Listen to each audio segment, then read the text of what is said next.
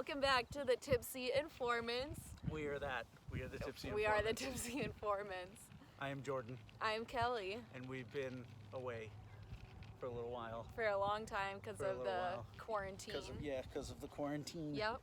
But and technically we're still kind of in quarantine, but we decided that it would be okay to do an outside podcast where we still have, you know, like a foot of social distancing, and neither of us have been out doing anything. Not really. So we haven't been in contact with anyone. I haven't been in contact really with anyone in like a really long time. Stay home and stay away from everyone. Exactly. Like I'm told. Exactly. I'm just following doctors' So orders. what have you been up to in quarantine? What have I been up to in quarantine? I've been entertaining myself with some video games. Nice. Get your drink. I've been, my tipsy drink. Your drink. Crack it. Nice. Cheers. Oh, we have company. That's okay. We have company. Yeah, we're filming. We're not gonna be, giving out our location. In case the government's watching us. They're up there. Yeah, we are in a public park though, or a soccer field, I guess. So, we were actually talking earlier. We were surprised that this wasn't closed off or roped off, but this is a few minutes from my place, and it's been open this whole time, but not too many people really come here. True. Like whenever I've been here, it's only been a few people. So I didn't even really knew. I didn't even really knew. That's stupid. I didn't know about this place really. We didn't either. We kind of went by, discovered it like this month really. But it's a nice little place, and we said, you know what? Instead of being inside, we'd meet up outside, and that's what we're doing. Mm-hmm. Very nice day out. We have, unless you wanted to talk about that one thing that you didn't really research. I didn't really research it. Instead, I'll talk about what I've been up to in quarantine. Yeah, that's pretty... Oh, there's a wasp. Oh, that's okay. Oh, leave them alone. I hate bees so much. All right, I may do that several times during the podcast. True. I'm not allergic to bees, but I just have this really... I used to be severely allergic. I just have a really big fear of them. I've never even had that bad of an experience. Like, I've been stung a few times. I had one really bad sting on my arm once when I was like 15. And that's the last time I've been stung, but I just can't help it. I hate them. Mm-hmm. But what I've been up to... Just don't run. I know, I can't help it. I literally just cower in fear. That's what I do. I can't watch it. As long as I can't see it or hear it, I'm like, if I don't look at it, it doesn't see me. That's my logic with it. And what have you been up to during your quarantine? I have a lot of hobbies. Yeah. So I've been doing many things. I've been sewing. I took up nail designing. Oh yeah, look at those. I didn't. I highlighted and cut my hair. Okay. It looks good, right? It looks awesome. I did it myself. You did a very good job. I think I did a pretty good job. I accidentally made one chunk in the back of my hair really blonde. Yeah. Like one section right here, but I covered it up with some tinted brow gel. What's up with that? So. I heard there's I know people aren't supposed to be going to salons and places like that to get their hair done or whatever, but is any of that illegal? Well, I think their businesses are just shut down. Yeah. So there's nobody coming, nobody going. So everybody has pretty much home. Yeah. Beauty. A lot of people are cutting their bangs in quarantine, which has been hilarious to watch. Well, plus they're kind of bored. Yeah. So what the hell? Yep. Might as well. That's kind of how I've always done my own hair. Not always cutting it. I have cut my own hair several times, but dyeing it, I always do it myself. I've cut my hair before, and it was not pretty. No, I don't do too much to it. No. I kind of trim it. My friend cut my hair recently, literally right before this all went down, just a trim, but I kind of just cleaned up that, and I did, just cleaned cut up that, cut a few inches above it, just because my ends were dead, and then I did a little bang. Hey, you know what? When everything gets back to, that's nice. When everything gets back together, you can go and get it professionalized. I probably won't. No. I haven't gotten my hair It's expensive. professionally cut. It is in a really long time. there was, I'm not going to say either place, but there was one place that Amy and I went to look into getting her hair, like, taken care of, and it was almost like $500. And then the other place that I was telling her about, I consulted with them, and then the lady said that it would be like $200. Yeah, I Because mean, it was mom and pop versus like a big salon. It definitely depends on where you go and how much experience the people have. And if you have noticed, once again, we are completely off topic. It's normal. Yeah, very true. It happens. But yeah, hair. But yeah, hair. Hair, Hey. man. Talk about the moon. Yeah. Oh, the moon. The moon. If anybody out there, I mean, I'm sure there are some people who know about, what's happened with the moon and everything. It's taken decades of work to actually map it out, and they finished it. They finished mapping out the moon. Did they finish mapping out both sides? That's cool. Yeah, the whole thing. That's cool, because I feel like people always think that they don't go to the dark side of the moon. Yeah. I didn't think they did. So this is some positive vibey stuff. Yep. During this so negatively impacted quarantine. I guess we could get into the topic of today's episode. Yeah. So today we're going to be talking about. We're still recording, right? Yeah. Today we're going to be talking about the siege at Waco. Waco, Texas. We decided to talk about this because I actually thought the series that was on Netflix is new, but it's not. It's from 2018. Okay. But it's like trending on Netflix right now. Yeah, so I watched it's in the like whole thing. Yeah, I did too. So it's in like the top 10, and the Culkin it was really kid cool. surprised me. He's awesome. Yeah. He is a fantastic. What's his name? Corey? Macaulay Culkin, right? No, that's his. Oh, that's his brother. Yeah, Corey. Is it Corey? Corey Culkin? Oh, I forget. I forget his name, but he was really He's good in really that one. good. Everybody was pretty good in that. Everyone was really good. Melissa Benoist, she's from Glee and Supergirl. Yeah. Glee, and Supergirl.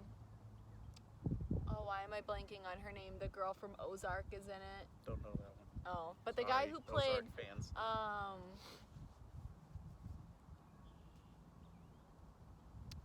I don't remember his name, but the guy who played the cult leader, David, was really good. Yeah, he was really good. Yeah. So the whole thing was good, and then Kelly shot me a text like, "Hey, you should go check out this other thing on Amazon Prime." Yeah. And I was like, "Okay." So I started watching that, and that was interviews with the people who actually survived, which is super interesting to get their standpoint. Yeah, but I understand like the things that they were saying about how they wish they didn't, leave or any of that stuff. I understand why. But anyway, we're gonna get into that. Definitely kind of a cult mentality. And that documentary is called Waco Madman or Messiah. Yes. And it's on Amazon Prime. Yep, you can check it out. Yeah. Yep. So that was really cool, because the Waco show you're gonna have to buy it. Yeah, the Waco show is scripted, but the second thing that we both watched was a documentary. Yeah. Interviews, returning to the area. Yeah. And all that jazz. But yeah. So I guess just a general overview, if you didn't really know what it was. I didn't really know what it was. I had obviously heard of it. I definitely heard of it, but I didn't do any investigation about it. Yeah, I had never really researched it before this. Yeah, super interesting. Yeah. And I kind of had a feeling about what it was about, because of just when it's mentioned in other things that are like similar to it, but I never really looked into it. But so basically Waco, it was a 51-day siege between...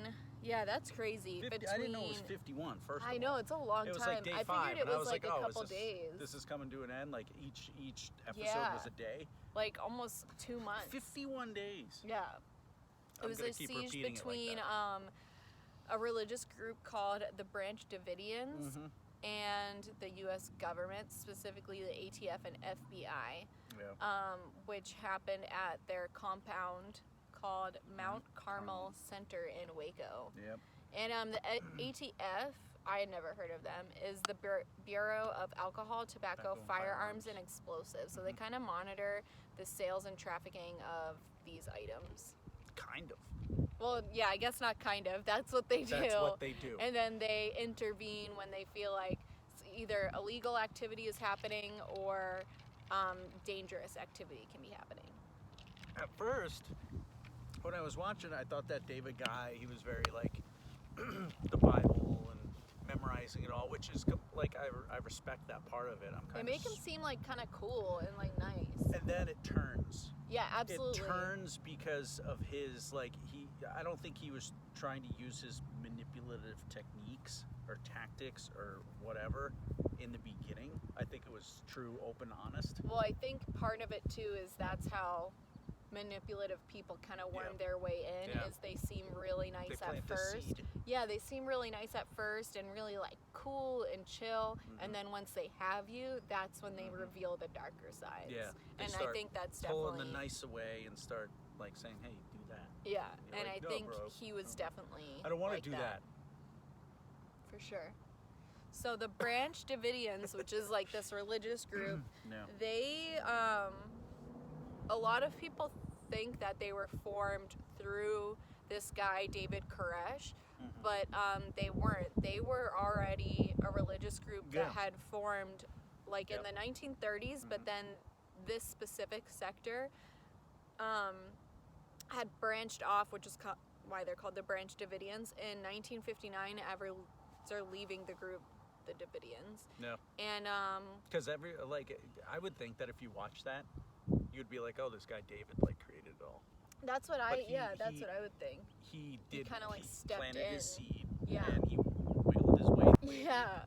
So what wound up happening is like in 1959, you know, they split and they became their own church and they were at Mount Carmel. Yep.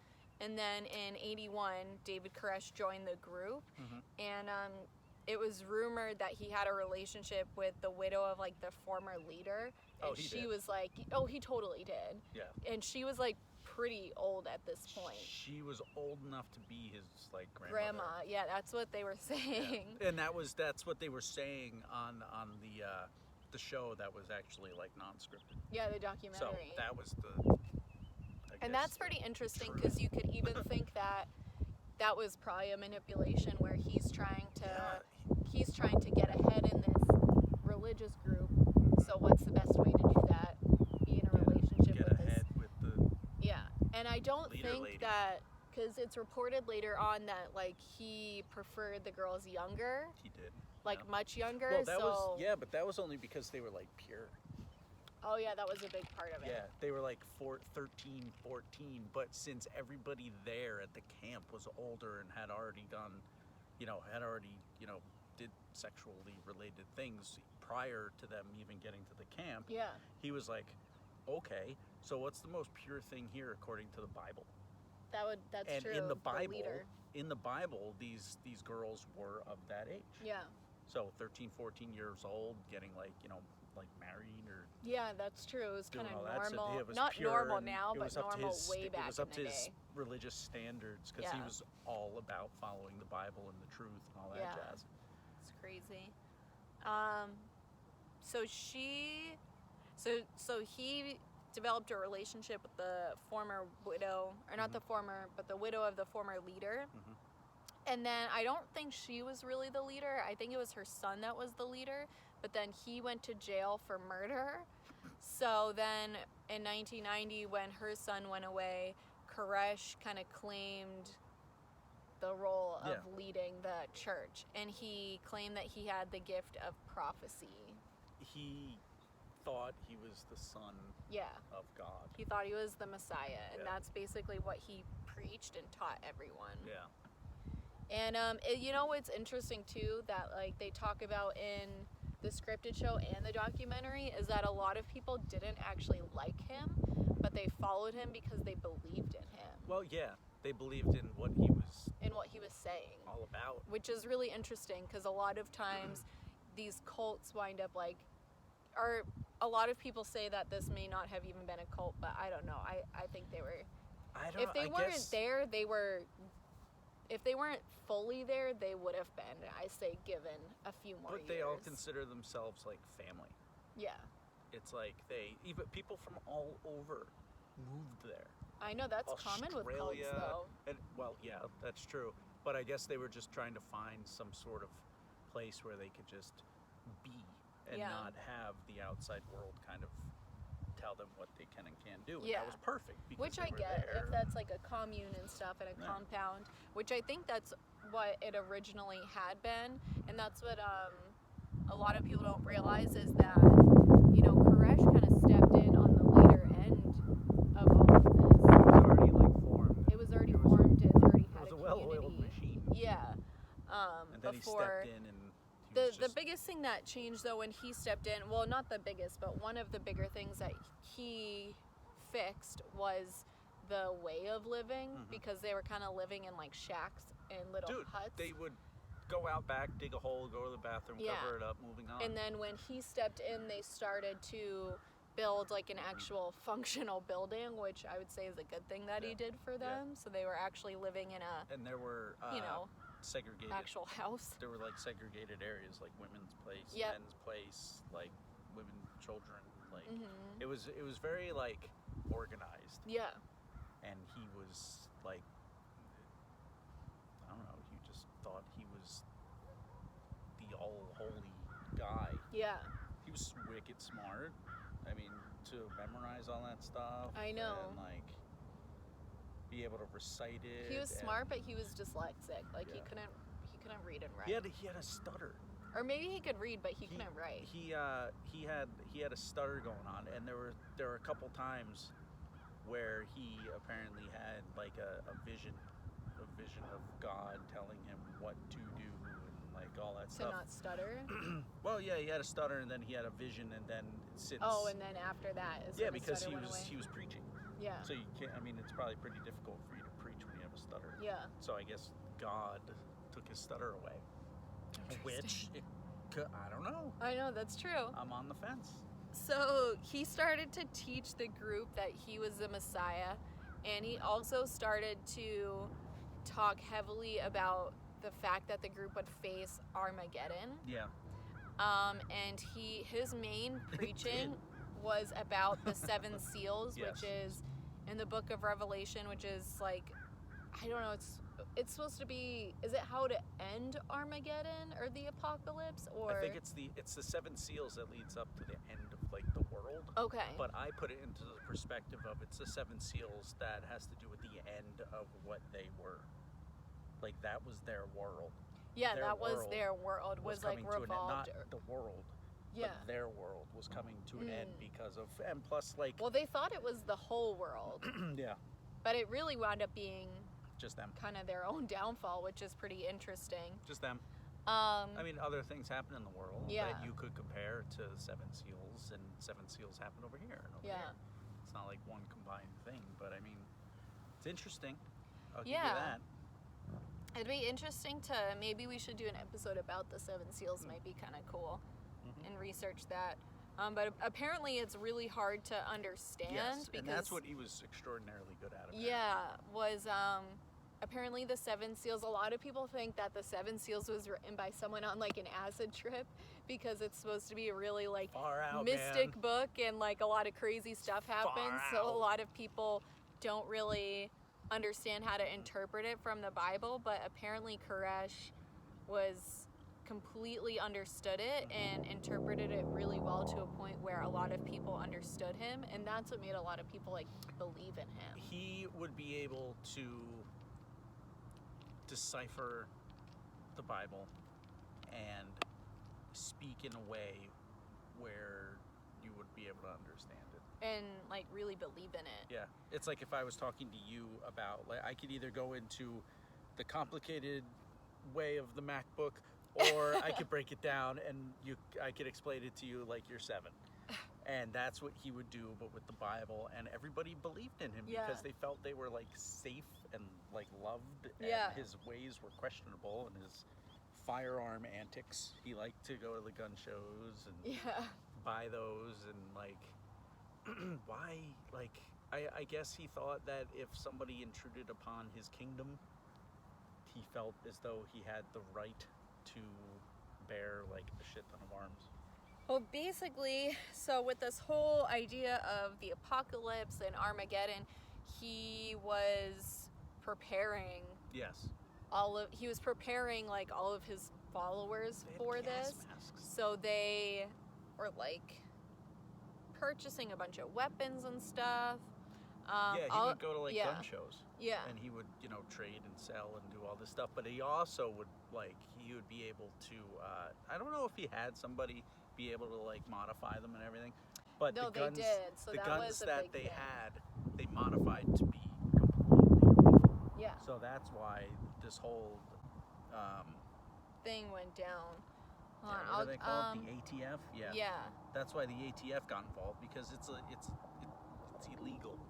Yeah. Well, so let's jump down to that, and then we can circle back to Koresh. Sure.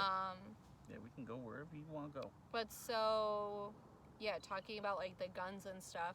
So what happened that originally kind of kicked this whole thing off was a UPS driver reported that he was delivering like a large shipment of guns, ammo, empty grenade shells, and military gear to Mount Carmel. And I guess what had happened was like a box broke open in his truck, and he saw all this stuff, and he was like, what the fuck? But that wasn't, he reported that, I think, to the ATF, but there were also other reports to the local sheriff. He had received reports from local like farmers and stuff of hearing explosions and like automatic like rifle and gunfire the other thing at was Carmel. the underage, like the girls that he Yeah. had there, they were So underage. then and also to child services, kids being abused. there were reports of so this kind of goes back to what Koresh had started implementing in the church. So he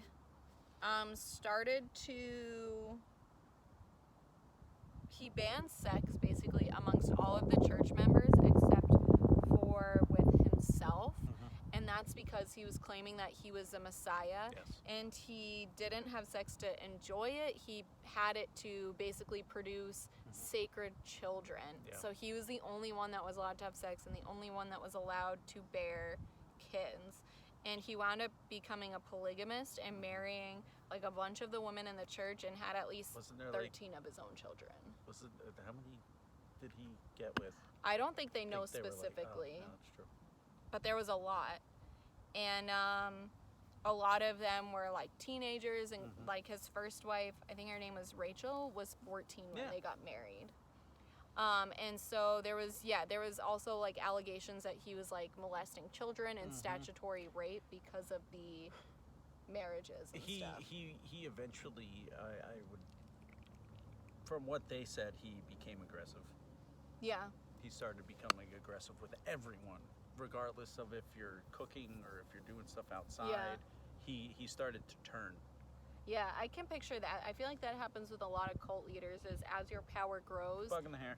Oh, thank you. Yep. Is as your power grows, you start to become less and less nice, and it goes to your head, and you start to really just want more and more control. Yeah, but that's what happened.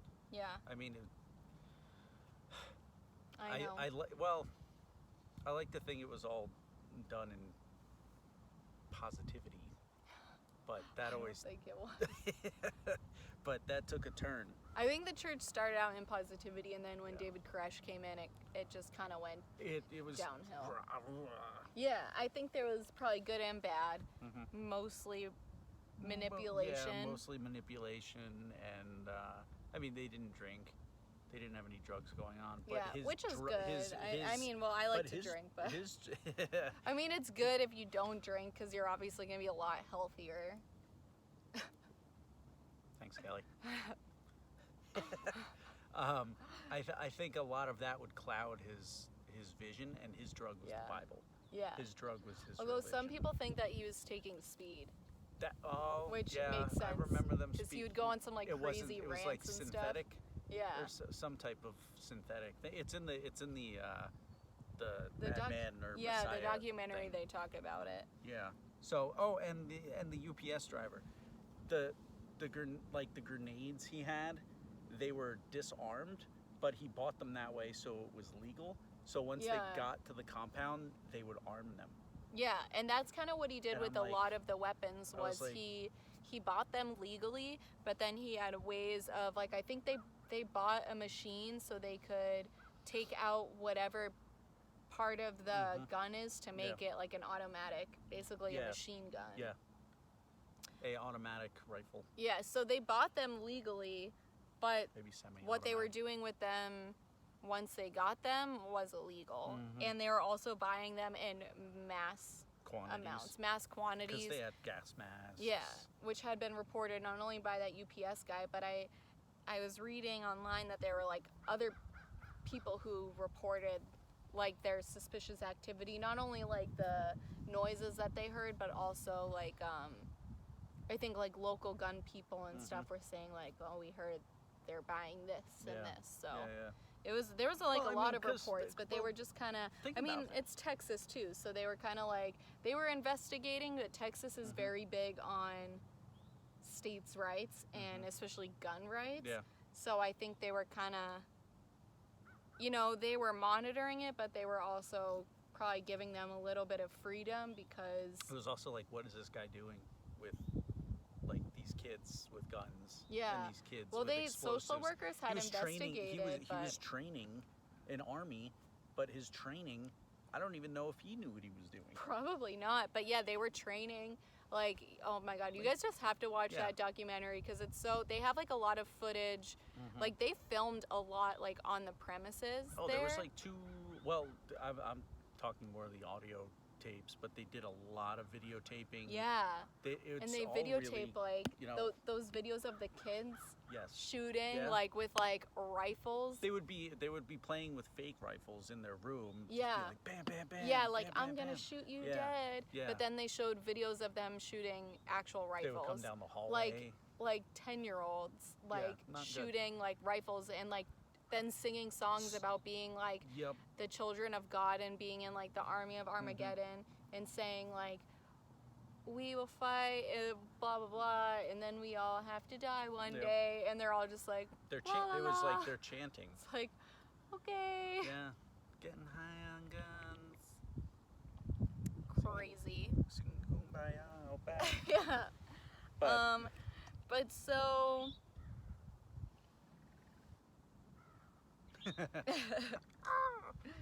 But so so that happened. It was basically all of these reports and stuff. Yeah. You know, they were. And it's not like these people were. They were just honestly curious and wanted to know if something bad or something negative. Yeah, I'm sure a lot of people reported them because they were concerned for the children. Word for it. Yeah, that's what a lot of the local reports are is the concern for it. Not that they were trying to be like, you can't have all those guns. I think it was more just like, what are you planning on doing with all those guns? And you also have like, then you have reports of reports of sexual abuse, and there's all these children's up there. So I think a big thing of it was just concern, probably mostly for the kids. Absolutely.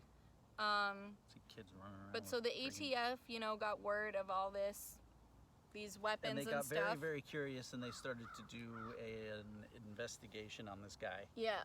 They're like, what's David Koresh all about? Yeah. Oh, okay.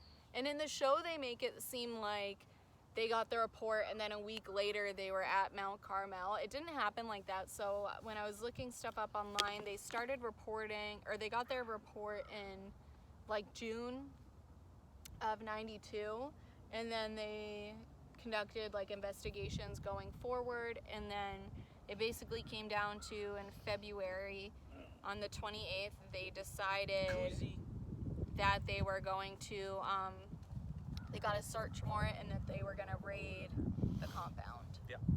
And that's, you know, where all this happens. shit goes down. Well, I think they felt that things were illegal. Oh, and absolutely. They needed to do something about it, but I think the way in which they went about it was not great. No, the ending sucked. Yeah. Well, let's hop into it. They got impatient. Yeah, well, a big thing of it, and this is a 51 big days. kind of discussion about it, is the fact that the ATF was under the threat of being shut down by the government.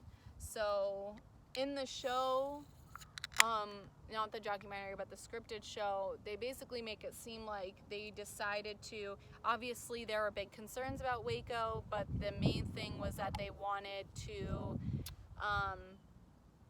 basically conduct this raid where they were gonna get this huge arsenal of weapons, and they were gonna look really good, and then get more funding from the government. Yeah, they needed funding. And that was like what They needed something somewhere Yeah. to somehow. I think they eventually, whether they were going to be shut down or not, though, I think they would have looked into this. Yeah. Because that's a pretty big report, it's and that huge. was like one of their big things was kind It's of huge, and I think it's one of those things that was necessary because Yeah. you don't know what's going on. Yeah. You just want to know that everything's all good. Yeah, I think if the funding But it wasn't an issue, I think they would have looked into it either way, but I don't think it would have been a big raid like it wound up being, because there's a lot of cults that don't get raided like you this. You got to think about it. 51 days of saying, hey, I know you guys live there, Yeah. but we want to know if you guys have illegal firearms there. Well, We want to know if everybody there is there willingly. Yeah. We want to know that if the kids that are there, if they're being treated Yeah. well. Mhm. If none of this other shit wasn't involved, firearms and Yeah, him, they would have left they them would have alone. just been like, you know what, go David, go do your thing. Yeah. Preach what you want to preach. And I think there only would have been intervention once the cult probably got bigger, and then once if like more than one person came forward with like serious allegations. Oh, yeah. Or of not being able to leave. That was one thing about this place was if you wanted to leave, you could leave. It's not like he didn't say like you're not going anywhere. It's not like Jonestown where like Jonestown was in another country, but they were like forced to stay. Like they literally couldn't leave. Yeah. Or some other cults are like Scientology, where if you go to leave, then they excommunicate you from the church. He didn't want the majority of the people. If they said, "Hey, David, I've kind of had enough. I want to leave." Yeah. And go, he would. He wouldn't be happy, but he would be like, "Fine, if you don't believe, then leave. That's on you." He didn't want his, his wives or his children to leave. That's true. So he kind of had a restriction on them. Yeah. Because he's like, the one girl was They're like, like hey, the sacred children. yeah, she was like, yeah, David, how do you feel about me, if I wanted to leave? And he was like, well, you can, but my other wife and my other kids are staying, so she would have to basically, go alone. Yeah. And just be like, nobody else is. You're not taking the kids. You're not. Yeah. So that was a stronghold. And I'm sure a lot of them stayed for their children. Yeah, and that was the other thing. When the whole thing happened, the survivors were kind of like, damn it. Like in one way, I wish I went down with the family that I had. Yeah. But I didn't, and I have to live with this. And David fucked it all up. Unbelievable. But there's more. Yeah, all right. So let's get into the raid. Yeah. So February 28th, 1993, the ATF descended on Mount Carmel with a search warrant. And but the Davidians had been alerted to their presence, and this is believed that they were alerted to their presence because of the fact that the info of the raid had been leaked to the news. And so, it wasn't really kept on lock as it probably should have been. And so they had found out. And they were basically, armed and ready. They were prepared to not let anyone in. These people, the raid eventually showed up with tanks. Yeah, so they showed up. Yeah, I mean, they probably were a little too aggressive starting on. Imagine the cost. Going Yeah. to get the tank, loading the tank up, bringing the tank all the way here. That's where your funding is going. To bringing a goddamn tank to a place where you have women and children, and you're gonna Yeah, they probably should have. I don't know. I feel like they could have negotiation is a very, very big thing. Yeah. And you need to be like extraordinarily patient, and you need to, 51 days. Here, we'll tell what happened, and then we'll discuss, because I wanna get to that, and I wanna discuss that. But let's talk about what happened first. We're playing by your rules. So. This is your show. I'm just a co-host. Yeah. Okay, so the ATF. So the Davidians knew the ATF were coming, and the ATF were also alerted. I thought the hawk was flying above us, but the ATF was also aware that they knew that they were coming. Mm-hmm. So it wasn't a secret to anyone about what was happening. And but in the back ATF, of David, what? But it's like in the back of David's mind, he knew that this was going to eventually happen. He knew everything that was going on. He was getting away with everything that was going on. He probably knew police were eventually going to intervene because he was just like, this is my land, blah, blah, blah, and I don't care if I have illegal firearms. Yeah. But he was more articulate than that. Yeah. He was just using his Bible, man. So this is my bulletproof vest right here.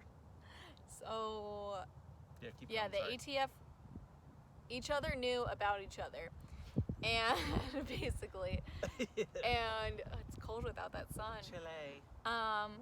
And the ATF were kind of warned by certain people that were involved, like, maybe we should wait. They know that we're coming. They have all these firearms. This could go down badly. Mm-hmm. And the ATF didn't care. They were like, nope, we're proceeding forward. And I think a big part of that was because of the fact that there was news there. Yeah, because you had cameras and stuff. You had the FBI, which is like a separate entity than the ATF, and they're trying to work together. Mm-hmm. But you're always going to have that like headbutting. Yeah. It's like the ATF wants to go in there and I think they wanted to basically prove themselves to get that government funding, and the fact that there was a lot of money. There was news cameras there too, so they probably felt like, well, we can't suspend this, or if we suspend it because they know that we're coming, it's going to make us look weak. Well, it's not like they're going away. Once they're there, they're there. Yeah. It's not like, oh yeah, we'll come back in a week. Yeah. No, they're there. Yeah, they could have just waited for the initial raid, I think, is what people were saying. Yeah. But they didn't, so they got there, and then it's not really clear who shot first. The government says that they shot first. The Davidians say that the agents shot first, and there was one ATF agent who claimed, and they show this in the Waco show, but it's not, we don't know if it's 100% true or not, but he claimed that he believed that that the agents shot first, but not at the Davidians, but at some of they had like dogs running around in the property, they show that in the Waco show. They shot the dogs. That they shot the dogs first. One of the women who was, kind of going through what she went through. Yeah. Said that the ATF agents were coming up to the compound, and in order for them to get closer, there were dogs, and they took the dogs out, and I guess the people inside felt like that was... I think they thought they just heard gunshots, and so they started shooting. Well, they heard the yelping and all that stuff, and they heard gunshots and they're being shot, so... I think it was honestly just kind of chaos, and no one really knew what was going on. The so ATF everyone, didn't know, the FBI didn't know, and the Davidians didn't know. So you have 3 question marks going on. Yeah, so everyone just kind of started going at it. And the ATF did wind up breaking into the building, but they had to retreat because there was so much gunfire. So at the end of that first day, 5 agents and 5 Davidians were killed during this first raid. And it's kids, and it's women, and I don't know if any kids had been shot yet. I hope not. Well, that's the thing. You have the ATF, you have the Davidians, which has women and children. Yet these two, the ATF and the FBI come in, and what do you like? You're starting to shoot, and they're women and children, and even in the movie, or in the what do you even call it? Yeah, the show, the series. Yeah, the show. like he opened the door and he kept, there are women and children in I know. here. I wonder if that's true or not. But in a way, he was like using them as like a shield. Yeah, he was saying like, oh, there are women and children here, stop shooting. I get saying it as an initial thing though, Yeah. because it's like, it's not like they had the opportunity at that time to like let them go. True. But they definitely had the opportunity during that 51-day siege to let the women and Well, children go. if you see the ATF and the FBI showing up, and you have women and children in the building, and you have gunfire, it's just bad because he should have he didn't want to let them go, because then he would probably never see them again. So he wanted power. And they're he probably wanted some of the leverage power. too. Hence, 51 goddamn days. Yeah. Well. Yeah. Yeah. I think so in the show, and I believe this is true, Koresh had also been shot in the stomach during that first raid. Oh, yeah, right in the hip.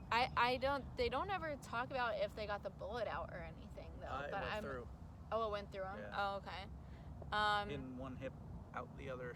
No. It went went through. Oh, so not the stomach, but the hip. the woman who got shot in the thumb, she got shot in the thumb, but it didn't go through. It went up her arm. Oh, the bullet went up her arm? And she was like in pain. I can imagine. That's gotta hurt. So all this stuff is happening, yet he's still saying to himself, you know what? This is the 7 seals, and this is what's supposed to be happening. Well, and yeah, getting what's on the phone. crazy is a lot of so after this first day, then they enter into the 51 days of siege. And the reason a lot of people didn't leave was because they thought that a lot of what David had been talking about was coming to light. And so that made them believe in him even more. Because they were like, oh my God, everything he predicted is true. Preached. This is our Armageddon. This is because he had always talked about how the government was going to come down on them one day and all this stuff.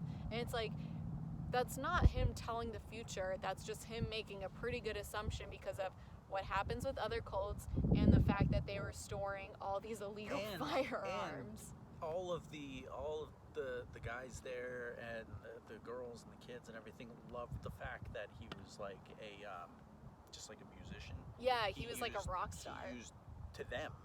He used music as a way of speaking through his He would put on almost concerts. like his sermons. Yeah. He would put on comments. He would sing and do all this stuff. Pretty good. Yeah. But you know what I thought is, I don't know if I should find it funny or kind of badass, but so I'm intrigued. One of the parts during the 51-day raid was the FBI eventually gets fed up and they start doing psychological warfare. Yep. So they start playing really loud music and horrible noises and shining bright lights on them at all hours of the night so they couldn't sleep. Oh, but then just a jogger. But then David's way of kind of retaliating was he played a rock concert. He hooked up an amp. They found a generator. Yeah, and he hooked up an amp and started playing rock music back at the FBI. Which is when you watch it in the show, you're kind of fucking A. Yeah. Wow. I know it's obviously a horrible situation. They have snipers there. They have all these gunmen. And then he's just, and everyone's rocking out, and it's just yeah, man. All right, go for it, I guess. But yeah, no, he had his guitars and he had his amplifiers and he had all these people believing in him, and it almost seems like something that would happen more in the 60s and 70s with because I feel a lot of cults would use music and then they would combine it with psychedelic drugs and stuff to make you believe. But but it was new. It was a new version. That's true. And I think he also because there's just no had alcohol, there's no drugs, there's only doing your daily stuff, taking care and of the a lot kids. of people were that's the thing too, is a lot of people were born into it. A lot of people were, I think his first wife or his wife Rachel might have been, where did that guy go? Oh, he's all the way over there. He's making good time. But I think his first wife and I think maybe a second wife were second generation Davidians. Yep. So a lot of them had already been in it for so long that even when David came around and kind of fucked everything up, they were already, it was their life. They were in. Yeah, they were in. All right, so after that first raid, and the fact that it was so unsuccessful and went really badly, they had a you know, figure some more things figure out. some shit out. Oh. He's coming through again. You're my number one fan. So the FBI took over after that. Here he comes. And there he goes. What's up, bud? So this is where a big character in the Waco show comes in, Gary Noisner. Noisner? We'll just call him Noisner. Noisner. Or Nosner. I feel like that sounds right. Gary Nosner. Sure. An FBI negotiator was brought in. He basically, was good. I liked him in the show. I love that actor Michael Shannon too. He was really good. Awesome. He was really good. And I liked that he played it like a good guy, because he always plays bad guys, and he's really good at playing the bad guy. But he's a good actor. Think about what being a negotiator is. You're literally negotiating. You're trying to calm things down. You're and trying it to seems give them like what he you was. want. He Give was and on take, their give and side. take. Yeah. He cared. He cared. Well, that's like, he didn't and care I think with his guns. And obviously everything. the show was scripted, but most of it was based on his book, and then another main character in the show, that kid Thibodeau, who was a survivor of it. It was based on their two books, and they also consulted on the series. So obviously it's from their perspectives, so they're obviously going to paint themselves both in a pretty good light. But I'm just glad they made it the way they made it. Yeah, but you could turn that into a shitty series. Yeah, but it seems like Gary really, he viewed them as humans, whereas a lot of people weren't. They were like viewing them as, well, it's problems. It's even said that like on all the press releases with the ATF and the FBI towards like the news and stuff, they were just calling them a cult, and they were trying to paint them in a really bad light. And obviously the religious group isn't gonna look great for everything going on. When you hear of like a religious group and you hear of somebody that's like, all about the Bible and preaching and stuff, do you get like a positive, happy feeling, or do you get like, okay feeling? Like, what do you honestly feel? Do you feel like you hear, here's this like religious cult and they live off the grid and blah blah blah? Do you hear like, is it all? I would definitely think a bad feeling. Yeah, you get like that feeling of like, okay. And 3, I think, 2, 1, and it's hard because it's like I think the FBI negotiator was trying. He realized what they were, but he also realized at the same time they're still human, and I think that's where a lot of other people were kind of faltering. But so over time, Gary was negotiating with Koresh, and basically his I didn't know what to call it, so I called them the main council. The main council? Like his main people that he talked with and the other leaders of the group. And basically just to try to come to... Really? Yeah, just to try to come to terms on them coming out. And it was just taking too long. And the FBI... they were button heads? Yeah, there were different people within the FBI that were operating there. There was Gary, who was trying to do it with negotiation, and then there was the other sector of the FBI that's wanted to do it with force. And obviously the force went out. That radio show guy. Remember that guy? Yeah. He was pretty good. Yeah, you guys should. I highly recommend the show. I highly recommend the show. No, I'm in the middle of I feel like a burp is gonna come out, and I was suppressing it, so I talked really weird. Burpster. But it was really good. Yeah. It's only 6 episodes too. Yeah, 6 or 7. I binged it. Yeah. I watched like the whole thing yesterday. Yeah. Oh, really? Yeah. I watched it When one you day before when you texted me and you were like, "Have you watched any of it?" I was like, "I'm a few episodes in." Yeah. I had just started it. Yeah, but I didn't want it to seem like I was slacking, so I was like, "Oh yeah, I'm a few episodes in." We haven't dedicated a week to our research. However, when we pick a topic, it's just. Yeah, that's usually how it is. I usually don't spend a week. Maybe like, we hey, should. what I guess we could spend more time researching, but it's more just like I'll spend a couple hours and then not a couple hours. I'll spend like a couple days. And you know what? I think it's the same way some people would do it too. Yeah. They wouldn't take like a week. I mean, this is more for fun, so we can talk about it. It's like if I or you or whoever wants to really in-depth research it. Go for it. Yeah, do that on your own time. Yeah, do that. We're here. We're Tipsy Informants, man. Yeah, Tipsy Informants, man. Yeah, little jogger in the background. Physical fitness. Breathing heavy. I feel like we should always fill out that. It's like 3 hilarious. I wonder how many more. Yeah. So over the time, the FBI cut off their communication to the outside world. Couple times. Yeah. Well, they gave it, like, they cut it off and then they gave it back. They gave it back so they would have a phone line just to the FBI, but no one else. Direct connection. Yeah. And then they eventually shut off their power. Stupid, but understand. And then after like a while, they're trying to get people. They're trying to get people to like leave out of a building. Yeah. So after a while of not having simple. too much success. That's when they start using like the psychological warfare where they're like playing a lot of music. That's funny because it's that simple. Lights. You're trying to get people from here out. Yeah. And it took 51 days of calling David and talking to his friend and doing this and then like attacking. And during the negotiations, more people wound up leaving. Once they started the psychological warfare, pretty much no one left because they were probably like, well, now I feel like you don't usually get someone out by being horrible to them and like in a way torturing them, you know? It's like if anything that's gonna push them more towards their beliefs. Yeah, but David he needed time to get his message out. That was the whole fucking point. Yeah, so he was writing. Yeah, he decided that like the last thing. Like, what is it called? That basically happened like at the very end of the siege.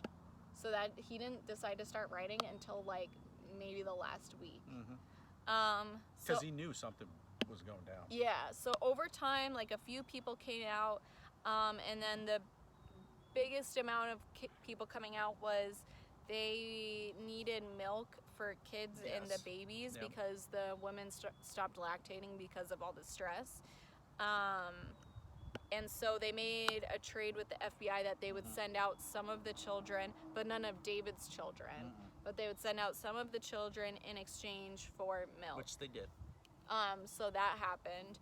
And, you know, several people wound up coming out over time because they were just like, I'm done. But then once the psychological warfare happened, and kind of the last negotiations Koresh had with the FBI was he came to the conclusion, this is what you're talking about, where he needed to write down his beliefs in a book, and that he would need... They gave him a week. Yeah, he said he would need 2 weeks to do it. But yeah, I think they gave him like a week. Oh, I thought he said he needed a week. Or was that just like... I think I don't know, a week or 2 weeks. He needed a week to collect his thoughts. Yeah, a week or 2 weeks. To write it. Basically, like, small amount of time to write down his beliefs and write down his book, basically. And the FBI, I think after, like, a few days or so, because he said that he would basically send it out. He was going to write about the 7 seals, and he said he would send it out 1 seal at a time, so that way they would believe that he was actually getting work done. Yeah, because that FBI guy needed proof. Yeah. He needed, like, give me some pages. Let me know that you're actually writing this so I can give you the time. Yeah, and so basically after, I don't know how many days, but it was like a few days or maybe even a week. I think it was 3 days. He asked him for some papers. He didn't have any. Well, I don't think he wanted to give any. Yeah, he didn't want him to give him any, so the FBI felt like... They were jerking him. That like, they jerking them around. Yeah, that they were jerking them around and they were never gonna come out. Yeah. So it was like, okay, David, I need the papers. A week is up now. I need the papers. Can I have some? No, blah, blah, blah. But he felt like every time they like wanted something, he was like in the zone almost. Yeah, he felt like he was, she was like fucking like typing in control and stuff. Yeah. And it was his show. Yeah. So the FBI decided, you know what, enough is enough. It was also costing a lot of money. It was costing about $1 million a week for them to be there. So I think it was pretty much Washington was like, take this to an end. So now with them bringing in gas, the FBI guy in the show, saw the ATF guy going up and looking at it, and then the FBI guy came in and he was looking too. He's like, "Are you serious? We're gonna gas them out. They're women and children, and blah blah blah. Oh, it'll be fine." Knowing that in the past of them using all of this stuff, there has been like an inferno of fire. But the thing that's interesting is that during all this, you have tanks, you have guns, you have the FBI, you have the ATF there. You don't have any type of fire rescue. You don't have any fire engines. Or like ambulance if or anything any like ambulances to come and check to see if people are harmed or anything. But you don't have fire trucks there in case something like that happens. They can That's really interesting. I never thought of that. They can try to put out what they began so that so it all comes to a close. Instead, it just turned into a big fucking inferno and everybody died. Yeah. So basically, what happened didn't have any fire rescue. was after. But that's happened in other situations where they've used gas and trying to get people out by force. Yeah. It's happened countless times. Talk about what. So they decided to. We'll talk about what happened. So they decided to invade. Yeah, exactly. Talk about that. They decided that time was up, and they decided that they're going to use force. So they in the show, what they did was they hooked up the gas to the tanks, and the tanks would go through the wall and that's put the what gas. they did. And then once that happened, I forget David's friend, Steve. Was it Steve? I think so. Steve was like, "Get the mask, get the." So everybody was putting on the mask. They were prepared for the gas, which is weird. They were probably prepared more for, I would think, chemical biological warfare, more in so they had gas like masks. an end of the world kind of situation. Maybe they were prepared for smoke inhalation or something. Yeah. But anyway, they came in with the tanks and the gas, and they gassed the place out. The only problem was the place where they wanted, remember Thibodeau? He went to the freezer or whatever the hell it was, the containment thing. All the women and children went in there, and the door was closed, but they didn't have a way of getting out. I don't know if that's actually true. I don't know though. either. So in the show, that's just my show speculation because that's what I saw in the show. In the show, basically, all the women and children go into what they called the bunker. Okay, wasn't there two? I think there was two. There might have been two. With that school bus. It was underground. So I think that's where they actually found some people. But in the show, they show it as some sort of like almost like where they kept all their food supplies and stuff. Yep. So the FBI started, basically they punched a bunch of holes in the walls with little explosions, and their plan was to basically just keep pumping tear gas over 2 days. Because they thought they would come out. Yeah, so they were planning on pumping the building with tear gas over the course of 2 days, and after 6 hours, no one had come out yet. So what's wrong? And I guess what happened was some of the Branch Davidians started shooting. So the FBI didn't shoot back; they just pumped more tear gas into the building. That was like their response. And after 6 hours, they gassed them out. No one had come out. And then there's like, what's wrong? Yep. And then we'll gas them and they'll come out. Yeah. That's the point. And then no one was coming out. And then I think no one was coming out because a lot of them, like he was saying, had the gas masks and stuff, and they were just really committed. Yeah, but the other thing was, they apparently didn't make gas masks for like children. Yeah, so the children didn't have them. Nope.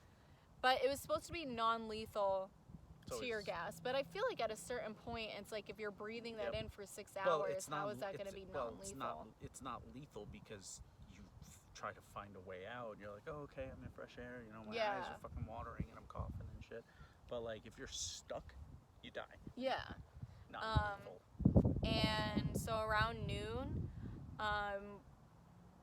this is where kind of everything goes to shit, as 3 different fires had started in different parts of the building, and it's not really sure whether it's started intentionally or not. I don't know if the gas was flammable or not. I don't know, and so a bunch of the Davidians say that the fire was started because of basically the tear gas, but there was one guy, I don't know if you got to this part in the documentary, but there was one guy in the documentary who was in the building when the fire started, and he claimed he heard someone say, start the fires. Okay. So according to one of the surviving Davidians who was in the building while all this was happening, he believes that the fires were started intentionally to burn the building down. Okay. And then tear gas, after the fires had started, I think the tear gas helps it go. Yeah. And the wind gusts were like really bad. strong that day, so it basically caused the fire to spread super quick and consume the entire building. But yeah, you bring in somebody to talk, you bring in somebody to use force, and then you don't have anything to try and counter the whole thing with water. Yeah, they definitely should have had like first responders on the scene. They didn't though. All that money.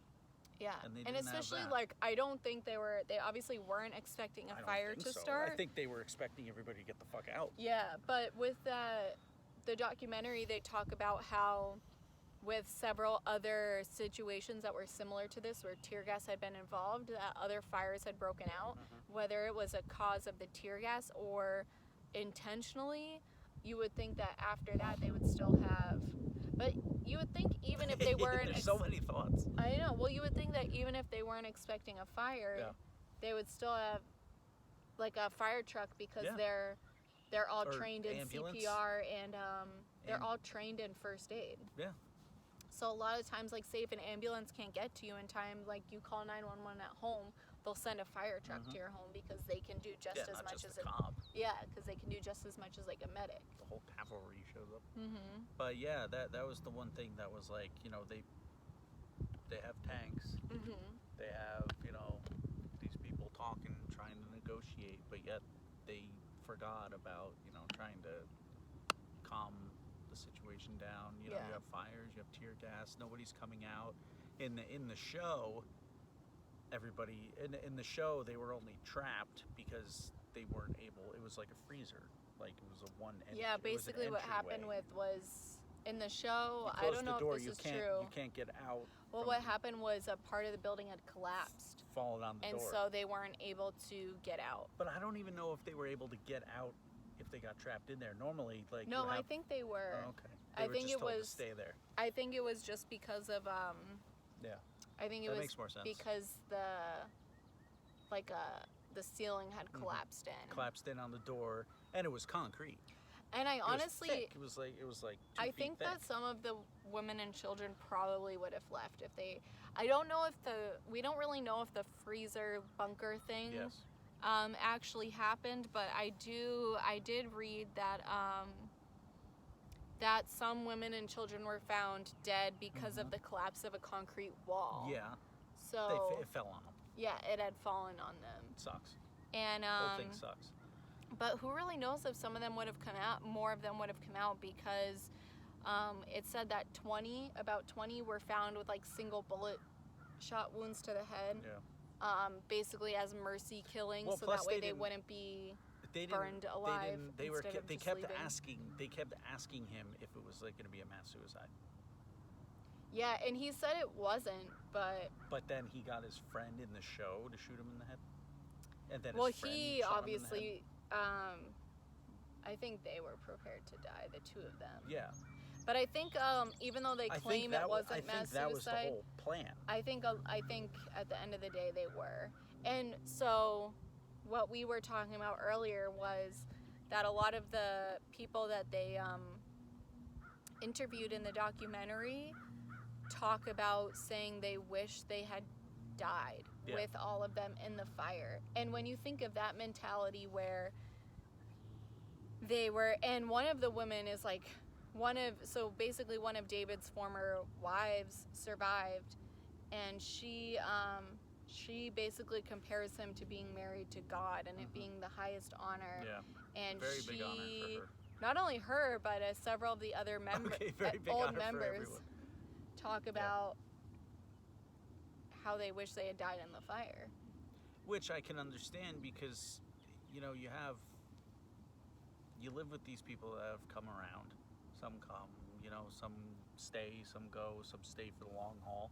But it's like your family. Yeah. You don't know anybody else. Like, you might have family elsewhere, but in the end, these people, like, got away, and they were just like, I kind of wish that things were different, and I, kind of died with my family. Yeah. And that's hard to live with. The whole thing's fucked. I know it is. But that's what happened there. Well, it's interesting, too, because some of them say, like, not only what you were saying, but they were talking about how they basically commend all the people that stayed in the fire, and they were like, well, they were dying for what they believed in. Mm-hmm.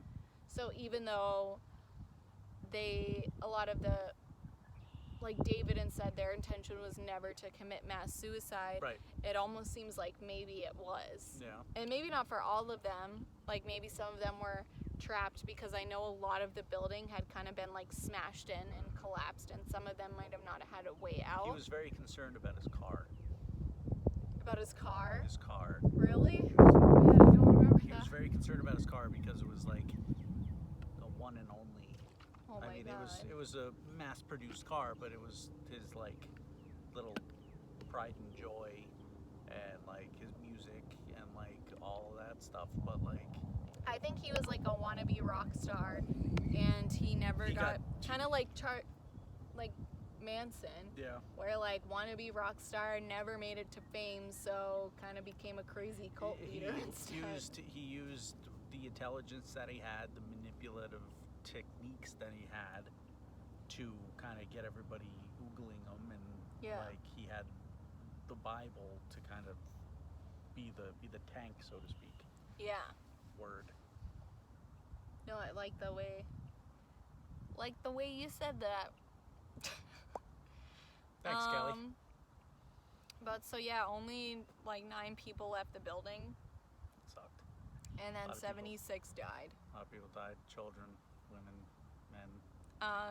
And including Koresh. Koresh died.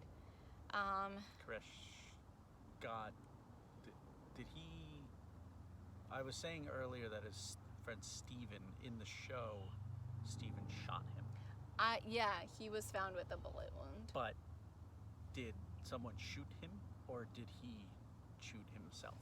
In the show... I don't know. In the show, Steve shot him. He was just like, okay, I'm ready to go. Like, I don't know. I didn't read that.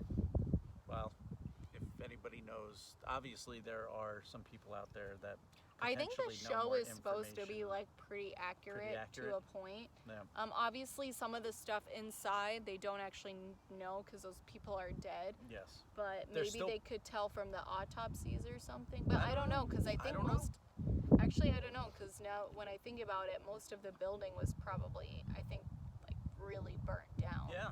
So they probably wouldn't have really been able to tell too much. It's complicated. Yeah. It's like any crime scene. I mean, I consider that what that was. It's a crime absolutely. scene. So like everything's burnt to the ground. Like did eventually the cavalry show up and put all the fires out? Probably. I'm sure once the fires started, they probably called. What if they were like, you know what? Whatever goes down, we don't want anything here that can put the fire out. Just let it happen. I don't know. I don't know either. But there's room for speculation. There is room for speculation. You come up with these ideas of what if versus fact. and here on the Tipsy Informants, we like the what if. Yeah, we like the what if, and the facts are great when you have them. But cheers to that. Yeah. Oh, that's hilarious. Sun came out. Was that a sign? I think so, and the birds are singing. The birds are chirping. We're coming to an end. We just have my afterwards section. Yep, afterwards. So, several of the surviving members of the siege were indicted and arrested. 4 of the members were acquitted by a jury, and 5 were convicted on aiding and abetting, voluntary manslaughter on federal agents, and 8 were convicted on firearms charges. Many people feel the government overstepped with the siege and could have handled the situation much better. But when you're in the situation, and I mean, before this even happened, I'm sure that there are other situations kind of similar to this where you want to get somebody out of somewhere, and gunfire and tear gas, and like you're trying to get somebody out. So could they have done things differently? I think, yeah. I think it was what you were suggesting more with patience. Not really that, No. because 51 days I feel like is a long time. That is a while. But I think it's more what you were suggesting with the initial raid, how they could have handled it much better. Yeah, I think it's a very big learning experience. Yeah. Because I don't know if.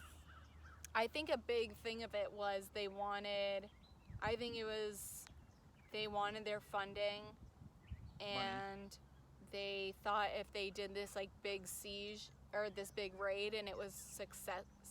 It was completely unsuccessful. Yeah, I don't think they thought it was going to go that way at all. I thought they were like, we're the ATF, we're going to bust in there, we're going to shut this down, and we're going to look really successful. They always talked about them needing to use force to show that they are not in control, and whatever happens is gonna happen based off of what they're doing versus what David is doing. It's not about David. And I think that was a big part of their downfall, because I think if they had, because there's like, in different articles online, they're talking about how if they really wanted to arrest David Koresh for everything that was going on, that they could have arrested him outside of the property. Yeah.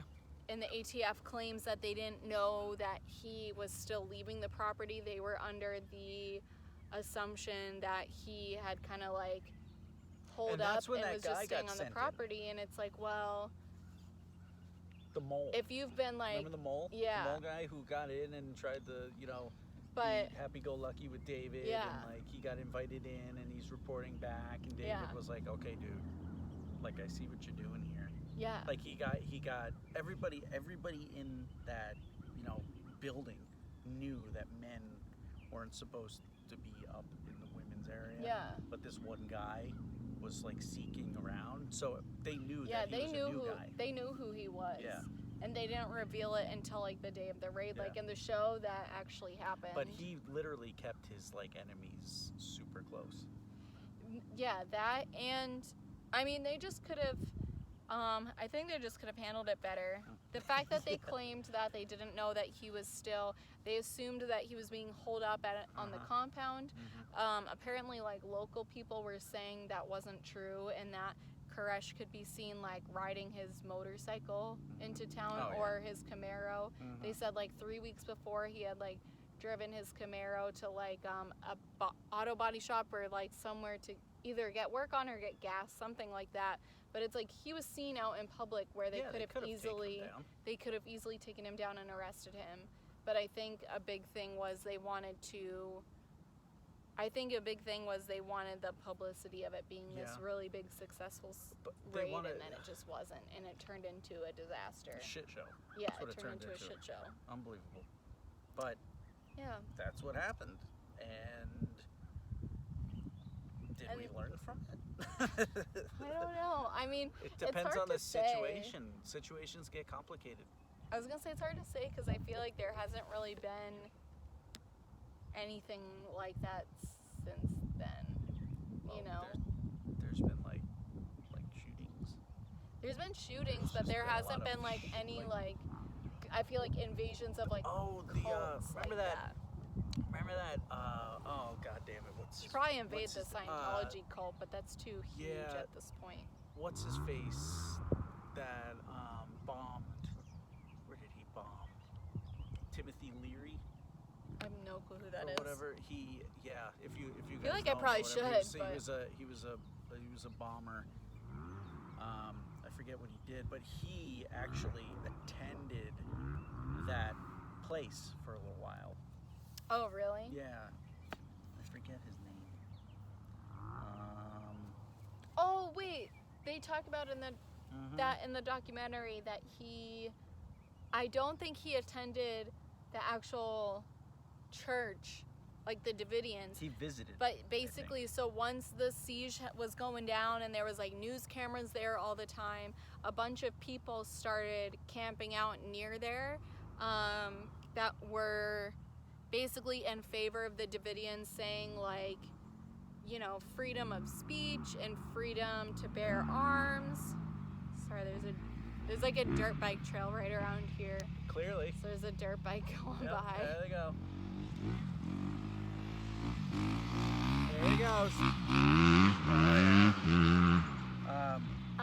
But so there was like a bunch of people basically camping out with signs and stuff, basically kind of like in protest of the government stepping in.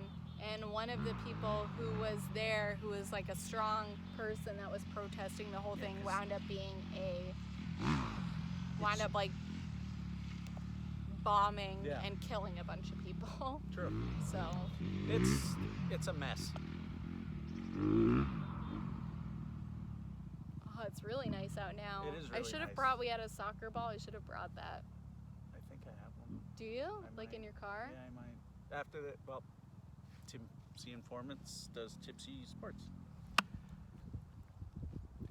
But yeah, I mean, I highly recommend watching the show. No, it was the really documentary good. was interesting too, because you get to see. It's interesting to see and listen to the people that were part of the church.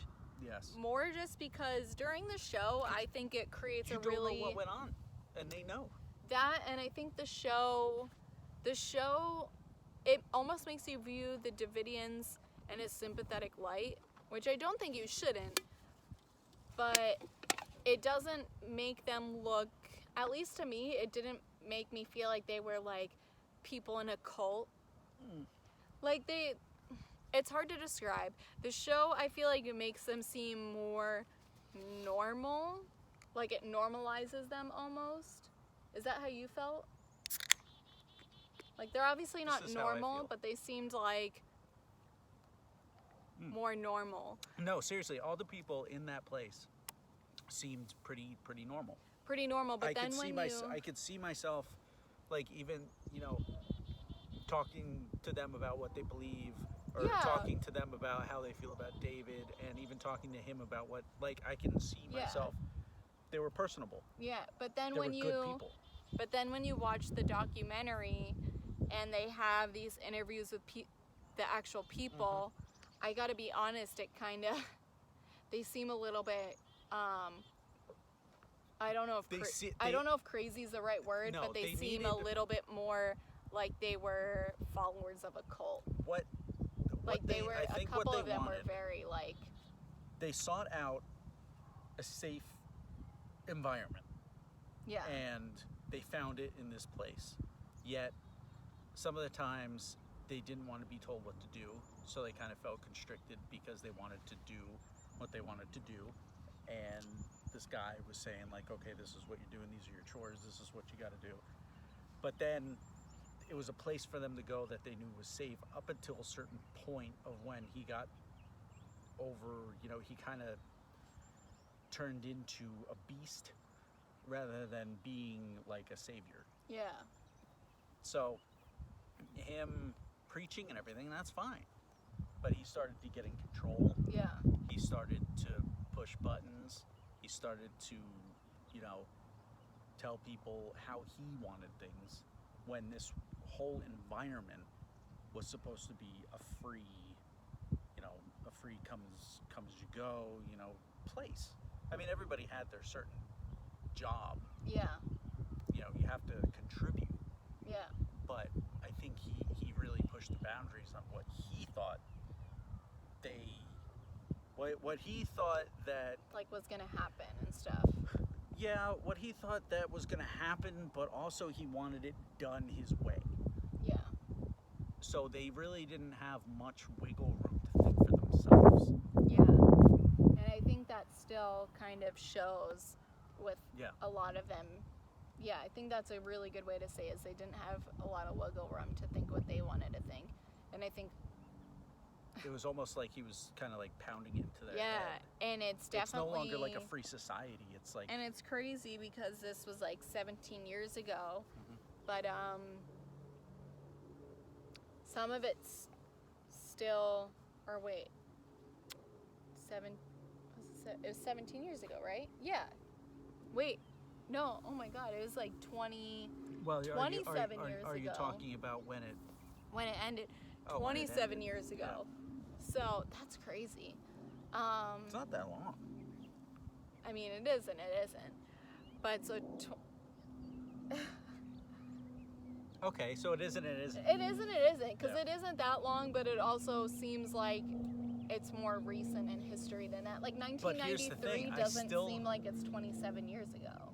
Yeah, I still think that this whole thing could happen right now, somewhere. I think so, yeah, for sure. Well, think about, remember Scientology, where literally, do you guys watch Leah Remini, then the Scientology show that she does? I have no idea what you just said. Oh my God, you need to watch it. It's and by amazing. You, she means me and you. That's what she means. You need to watch it. Our humble followers, all 30. But it's just crazy when you, I don't know when this documentary was filmed, but I don't think it's that old. But it's when you watch it, and some of the followers that are still when this was like 20 plus years ago. They're and so passionate. Some of the followers are still so I don't think they'll ever get over it. Which obviously it's not something you will ever get over, but they're sometimes with a lot of times with people who have left cults willingly, they find a way to... Yeah, but some people don't leave cults willingly. Some people want to leave, they go to leave, they get shot. But these people who were in the documentary kind of left willingly, except that one guy who left when the building was going up in flames. That's kind of willingly, kind of not. But we're making progress. But he was the one that almost seemed more moved on from it all, whereas the others who left before that seemed very they still believed that David was like the Messiah. Plus, they don't have any real solid closure. Yeah, that's true. So it's all makes sense. It's all just lingering, you know? That makes sense as to why they might have trouble moving on. It's crazy though. You would think after all this time they would have found something else. No, but it sticks with you. Yeah. It's like what you went through sticks with you unless you got closure. And I guess if you, especially if from a young age you grew up in it, then it's like... That's all you know. That's all you know, and then when you're left without it, it's almost like you're stuck in the past just thinking about it and lingering on it. The wives, the kids, I mean, they left their families, they went to live here with this guy, but think about it, before David, it was one thing. After David, it's this whole fucking shit show. Yeah, it really, very true. So they were civilized and happy with this woman, and everything was all hunky-dory, and then this guy came along, which is kind of like normal for books to be. It's like everything was fine until he showed up. Everything was great until he showed up, and he fucked everything antagonist. up. Yeah, he started pushing buttons. Yeah. And pushing his beliefs, and then nobody was able to think for themselves. And if they did, no, stop that. Stop. You fell the wrong way. Okay. There we go. Don't worry, I'll put it back. You like my sound effect? Yeah, that was great. It sounded like you opened like a bottle of I'm really, really bad at sound effects.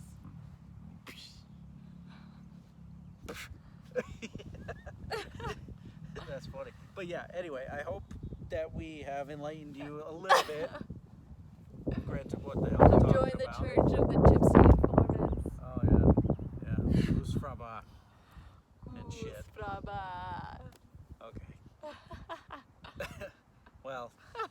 That's Waco. Yeah, that's Waco. You can go online. You can watch. You can go online. You can watch the series, and you can On watch Netflix. the Amazon Prime. I wish these were sponsored because we'd be doing so good right now. Yeah. But they're not. Well, It's not. someday. Yeah, someday. But anyway, I hope you enjoyed this. We're out in a field. I know, it is It's gorgeous nice out, out. isn't it? Yeah, it's really The nice sun out. came out. Is it a sign? I think I it's don't a sign know. that we need to record outside more now that it's nice really out. nice. We have time for it. Mm-hmm. Staying away from all the yuck going on out there. But we should also say that we appreciate all of the people trying to contain the yuck. Yes. All the first responders, all the nurses, all the doctors, all the people over, throughout the world trying to battle back about this, coronavirus. And we appreciate all of you, and we respect all of you, and thank you for keeping on. Well said. Word. All right. Well, I think that wraps it up. Yep. Thank you for those of you that have stuck with us. I know it's been a long hiatus. It's been a little bit. Tell your friends to subscribe to us. Get the word out. We try. Get we the try word to have fun out. with it. Yeah. And this is what we love to do. Give us a thumbs up. Leave a comment. Boom. All right, I'm going to get up now.